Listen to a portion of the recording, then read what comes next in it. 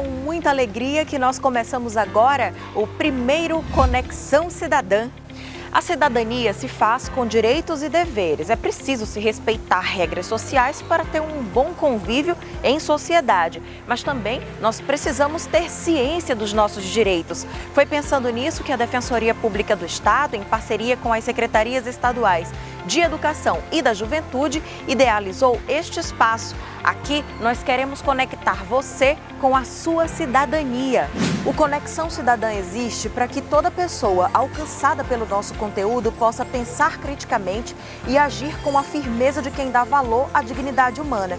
Por isso, o primeiro tema do nosso programa não poderia ser outro, senão o direito ao saneamento básico. Você sabia que o saneamento básico é um direito assegurado a todos os cidadãos brasileiros na Constituição Federal?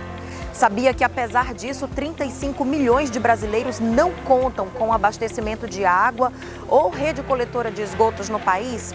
Ainda sabia que menos da metade, menos de 50% dos esgotos no Brasil são efetivamente tratados?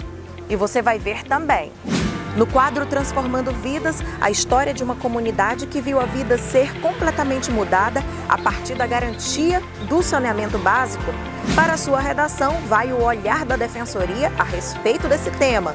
E no Se Liga na Lei, as principais dúvidas esclarecidas sobre os seus direitos. Agora, no Conexão Cidadã.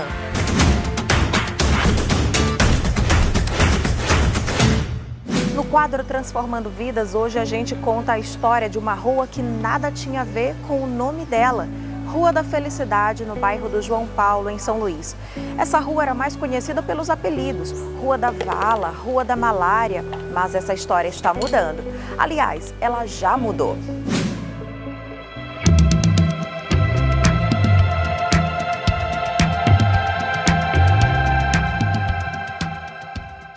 Olha, minha casa aqui nem coração de mãe, cabe todo mundo. Eu amo quando eu tô com minha filha, com meu neto, tudo aqui dentro. Vamos lá, então? Vamos entrar, vamos. Aqui, ó. Nós somos privilegiados porque nós temos os nossos terrenos enormes aqui.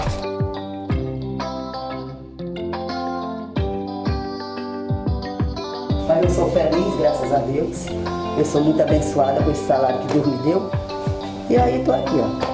E é aqui que a senhora é feliz? Ai, minha irmã, eu gosto demais da minha casa, da minha rua, do meu ambiente. Eu adoro João Paulo. Dona Geralda, 59 anos. Quase todos eles vividos aqui. Mais do que abrigo, a casa de Dona GG, como é chamada por todos, é lar de aconchego que ela compartilha com a família. Os problemas estão mesmo da porta para fora. Não sair dentro de casa, deparar com uma vala, com tudo passando por dentro. A gente não pode sentar na porta aqui, tá vendo? Fede, sabe, essas coisas. A família de Dona Geralda é uma das 1.700 que vivem aqui na região e que durante muito tempo conviveram de perto com os riscos à saúde e com a negação de direitos básicos. O lugar até tem nome, mas é mais conhecido até hoje pelo apelido Rua da Vala, no bairro do João Paulo, em São Luís.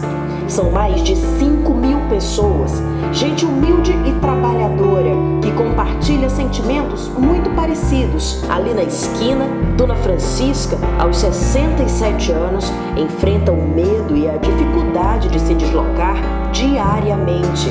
Péssimo, muito triste. A água entrando nas casas. Ali tinha início a transformação. A Defensoria Pública do Maranhão rompeu as paredes e foi até a comunidade. Com a unidade móvel da DPE e o trabalho do Núcleo de Defesa do Consumidor, os moradores viram problemas de consumo serem resolvidos, mas, essencialmente, também tiveram asseguradas pela primeira vez as garantias dos próprios direitos. Porque de tanta gente correr atrás, de um lado apareceu uma filha de Deus mais nova, tem cabeça mais aberta, foi que nos levou até a Defensoria. A luta de décadas, porque a gente vive numa rua que recebe a maior parte da água do fluvial do João Paulo, vem pra cá, uma galeria completamente deteriorada, vários protestos, abaixo-assinados foram feitos, né? E aí, nos últimos 3 anos, a gente teve a colaboração da Defensoria Pública, auxiliando a gente nessa luta. Graças a uma ação judicial proposta pela Defensoria, esse é o som que agora se ouve por aqui. Operários trabalham em ritmo acelerado. Além das placas de concreto que irão cobrir todo o canal, os moradores também aguardam as obras de esgotamento sanitário pela CAEMA. Mesmo assim, agora falta pouco para crianças ganharem a liberdade de brincar na porta de casa em segurança. Para todo mundo por aqui ter mais qualidade de vida. Só tenho mais que agradecer a Defensoria, né? Ela foi muito importante para a gente. Ela abriu as portas e a janela que estavam fechadas para a nossa conquista, né? E eu tenho mais que agradecer porque eles nos trataram muito bem, nos aceitaram muito bem lá dentro. Quando a gente ia, eles nunca que viravam as costas para a gente. Dizia, se acalma que vai chegar, um dia vai chegar. E graças a Deus hoje chegou. Vem aí a Rua da Real Felicidade. Agora talvez a gente seja mais feliz, né? A Defensoria segue transformando vidas.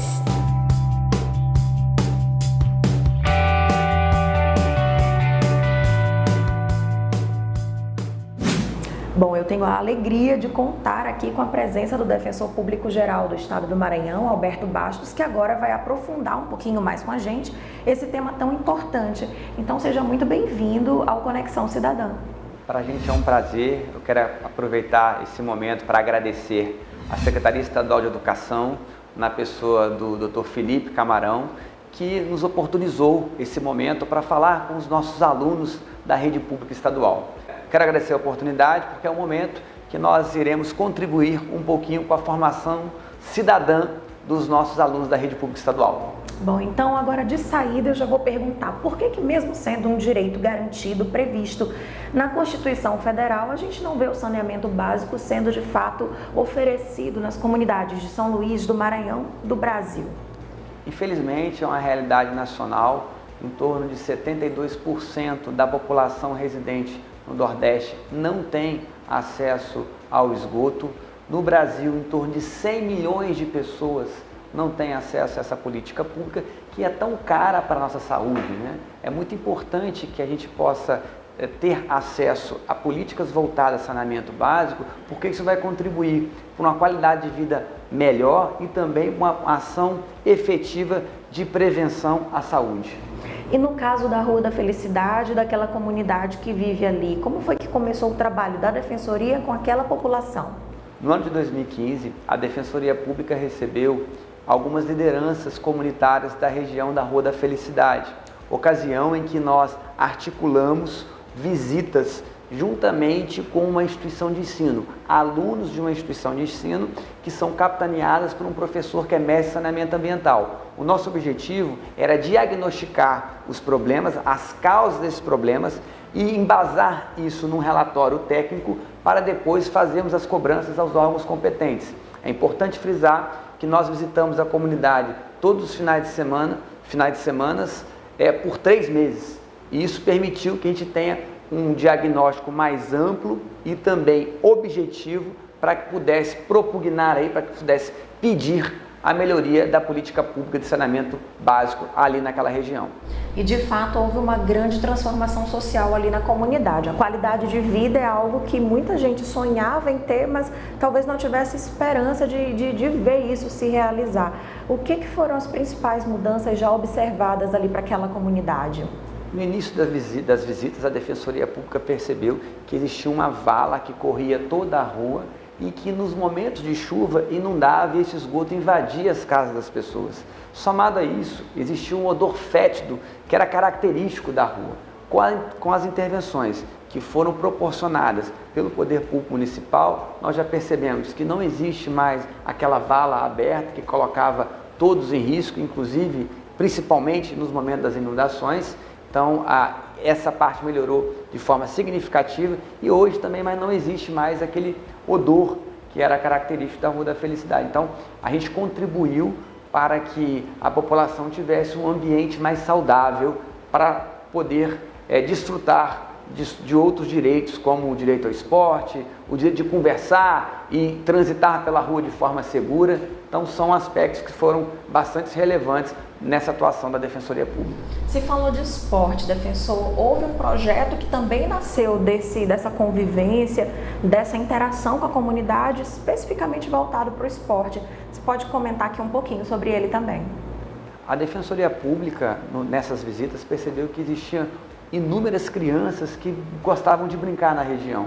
E mais à frente, um pouquinho atrás dessa rua, em torno de 200 metros da rua, existia uma quadra poliesportiva que 3 professores, que são ex-jogadores de futebol, ministravam aulas para essas crianças. E o que mais nos impressionou era a obediência hierárquica dessas crianças, o respeito que eles tinham com os professores, demonstrando assim que o esporte é uma ferramenta de inclusão social.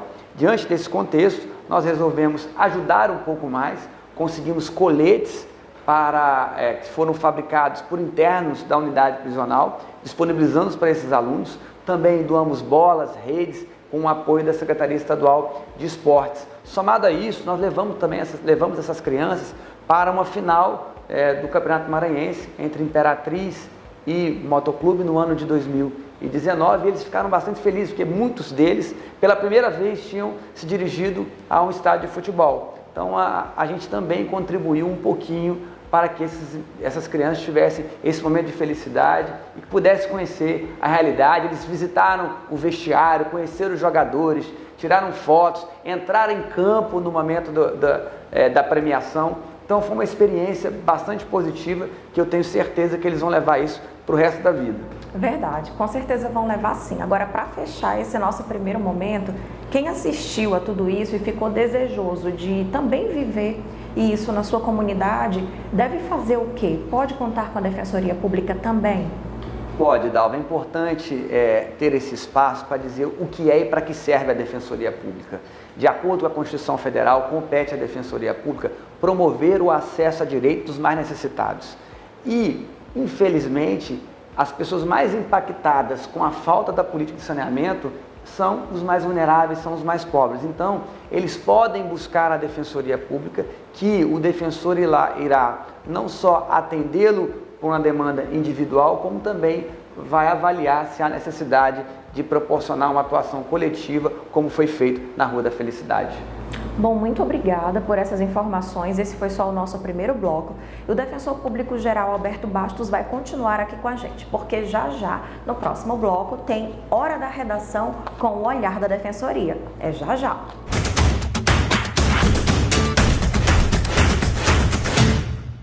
Nós sabemos que grande parte do público que nos acompanha pela TV Educação é formada por jovens estudantes do ensino médio. Por isso, defensor, agora é hora da redação com o Olhar da Defensoria. Bom, neste bloco, o defensor geral vai dar ideias de argumentos que você pode utilizar na construção da sua redação. Por isso, eu já vou sair de cena e agora deixo a palavra toda com você. Pois bem, pessoal, a gente vai ter a oportunidade de falar um pouquinho mais sobre saneamento básico. A nossa ideia é basicamente passar alguns argumentos para que vocês possam desenvolver na redação. A temática que nós vamos tratar será o saneamento básico. Eu preciso fazer uma introdução sobre o que é saneamento básico para depois a gente desenvolver alguns tópicos argumentativos. Em primeiro lugar, é importante conceituar. O direito a saneamento básico é um direito e garantia fundamental. Ele é inerente ao direito humano do cidadão. Então, por conta disso, isso traz algumas consequências para o direito. Como, por exemplo, é uma obrigação estatal de propiciar, de proporcionar à sua população o acesso ao serviço de saneamento básico. A política de saneamento básico engloba a disponibilidade de água, de rede coletora de esgoto, de recolhimentos de resíduos sólidos e manejo de água pluvial. Mas nessa temática de hoje, na redação, nós vamos abordar basicamente 2 pontos, que é o acesso à água e também o acesso à rede coletora de esgoto. Portanto, nós vamos tratar de apenas uma parte dos serviços que são atinentes a saneamento básico. E aqui eu vou repetir: água, transporte de esgoto, recolhimento e transporte do esgoto, manejo de águas pluviais e recolhimento de resíduos sólidos. Sobre o aspecto da água e também do esgotamento sanitário, é importante dizer que eles estão intimamente ligados ao direito à saúde, de forma que, se não houver um investimento maciço na qualidade da água e também nas estruturas de recolhimento do esgoto produzido, isso vai impactar diretamente na saúde das pessoas. Eu vou dar aqui números constantes no site Trata Brasil, uma importante ferramenta. Vocês podem depois consultar no site www.tratabrasil.org.br. Eles terão dados enriquecedores para a redação de vocês. Eu vou aqui exemplificar a saúde, por exemplo. De acordo com esse site, 230 mil pessoas são internadas no Brasil por conta de doenças relacionadas à vinculação hídrica, ou seja, a má qualidade da água. Tem um dado mais impactante ainda: 6 crianças morrem por dia por conta da má qualidade da água aqui no Brasil. Então, como se nota, é um dado que pode robustecer a sua redação para fazer esse link de que o investimento no saneamento básico ele vai reproduzir efeitos positivos no direito à saúde. Para vocês terem uma noção também de no Brasil como é que está sendo a política de universalização da água e do esgoto, eu vou passar mais dados também do Instituto Trata Brasil. De acordo com esse instituto, 35 milhões de pessoas ainda não têm acesso à água. Somado a isso, um exemplo aqui do Nordeste, 27% da população que reside na região Nordeste do país não tem acesso à água. Notem que é um número muito grande. No que tange ao esgotamento sanitário, ainda é maior e mais impactante. Em torno de 100 milhões de pessoas não têm acesso à rede coletora de esgoto. É um número também bem expressivo. E 72% da população do Nordeste não tem acesso ao esgoto. Portanto, vocês podem notar que trata-se de uma política essencial, indispensável.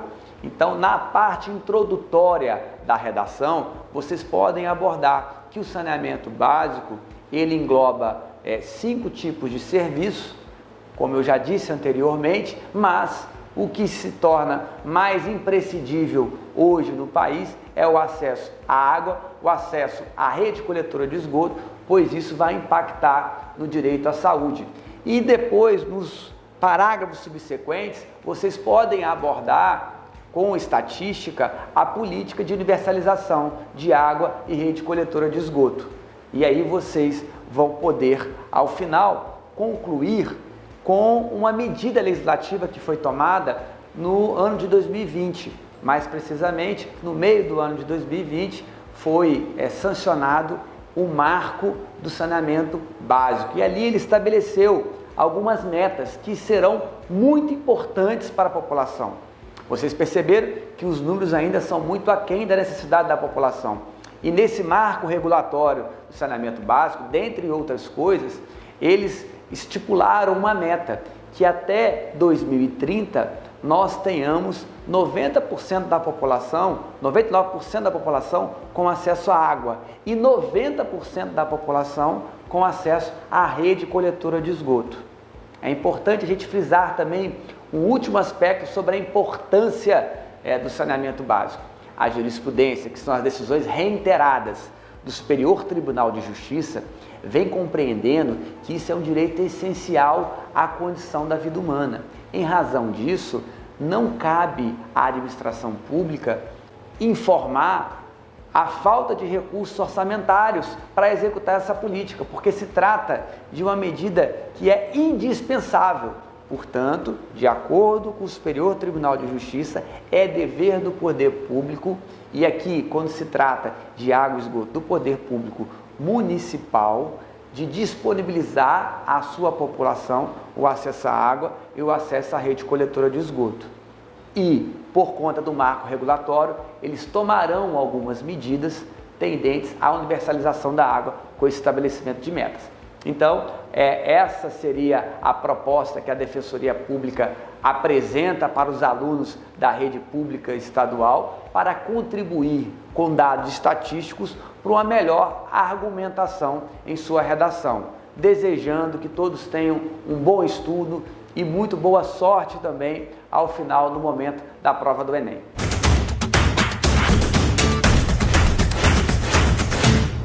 Depois dessa aula de redação, vamos agora para a última parte do nosso programa. Vem aí o Se Liga na Lei.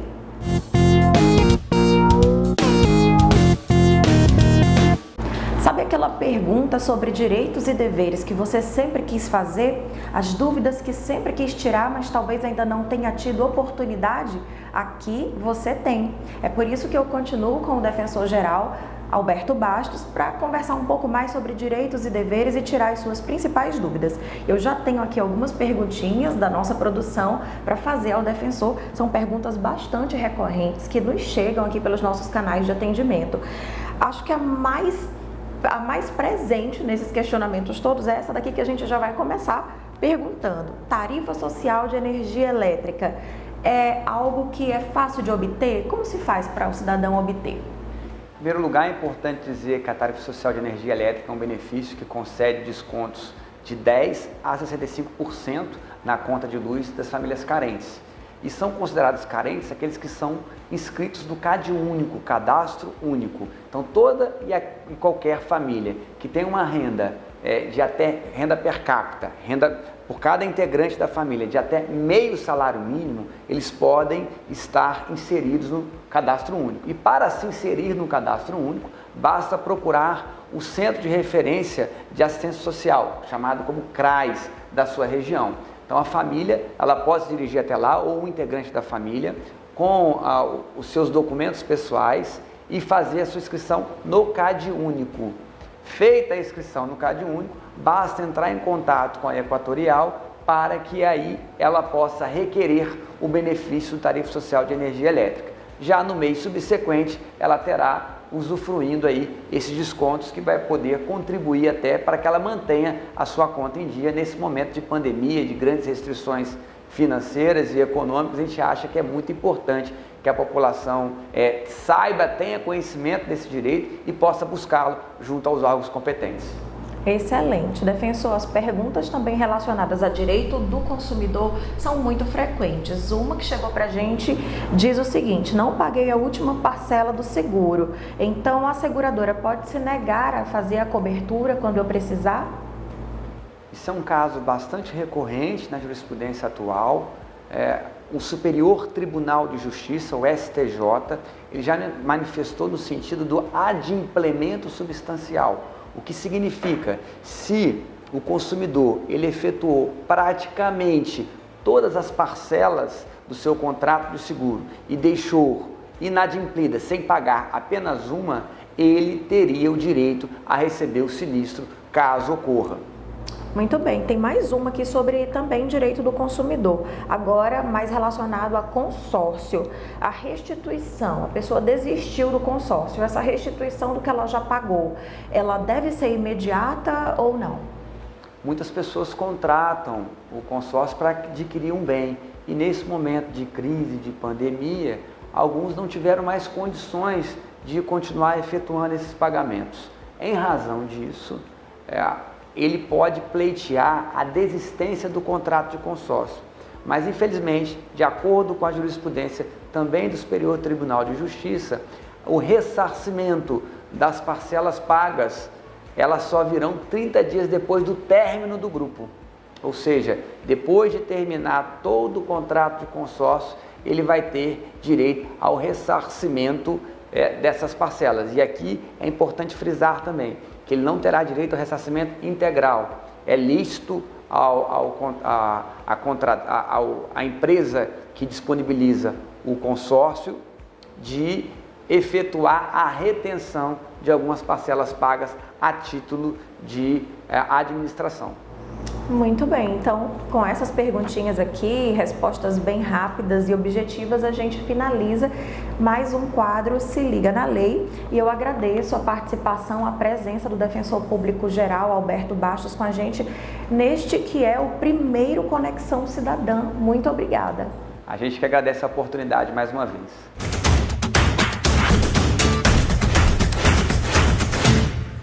Tem alguma dúvida, alguma sugestão? Escreva pra gente, mande a sua mensagem para o e-mail do programa. Grave aí, conexãocidadã.dpma@gmail.com.